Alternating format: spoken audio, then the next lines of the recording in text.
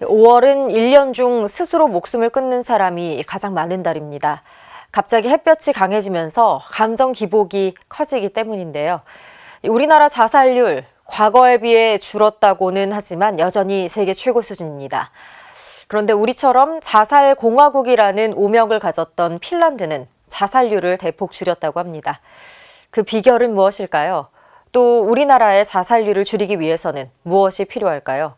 김유리 기자가 보도합니다. 대표적인 복지국가 핀란드는 한때 전 세계 자살률 1위였습니다. 1986년 핀란드의 자살 사망자 수는 인구 10만 명당 30.3명, 2011년 31.7명으로 세계 1위를 기록했던 우리나라의 자살 사망자 수와 비슷한 수준입니다.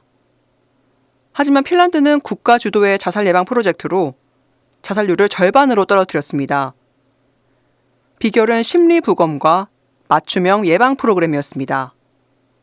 심리부검은 사망자의 유족을 통해 자살에 영향을 미쳤을 다양한 요인을 분석하는 겁니다.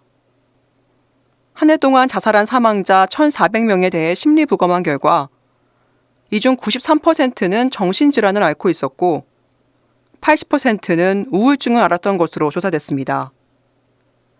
하지만 우울증 치료를 받은 비율은 15%에 불과했습니다. 이를 통해 핀란드는 정신질환의 조기 진단과 치료를 통해 자살을 사전에 예방할 수 있다는 걸 밝혀냈습니다.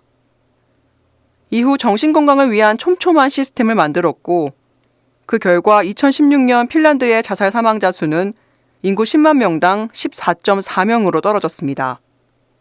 우리나라에서도 지난해부터 자살 사망자의 심리부검이 이뤄지고 있습니다.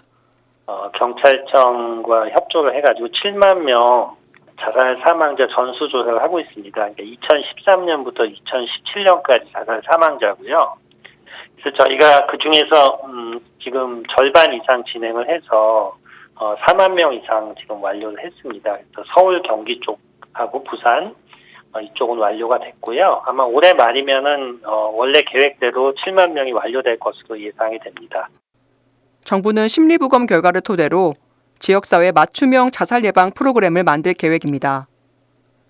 예를 들어 강남구는 혼자 사는 청년의 자살이 많고 강북구는 건강 상태 악화로 인한 자살이 많다면 각 지역 특성에 맞게 예방 정책을 만드는 겁니다. 자살을 막기 위해 또 중요한 건 주위의 관심입니다.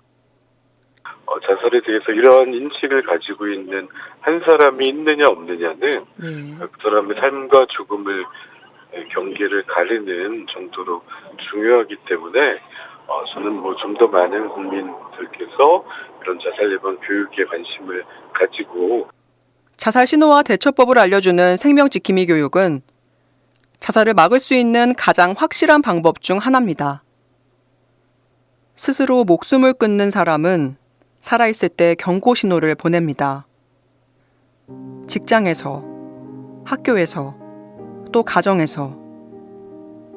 하지만 주위에서는 이를 알아차리지 못합니다. 세상에 죽고 싶은 사람은 없습니다. 우리가 주위에 조금만 더 관심을 가진다면 위태로운 생명을 살릴 수 있습니다. CPBC 김유리입니다.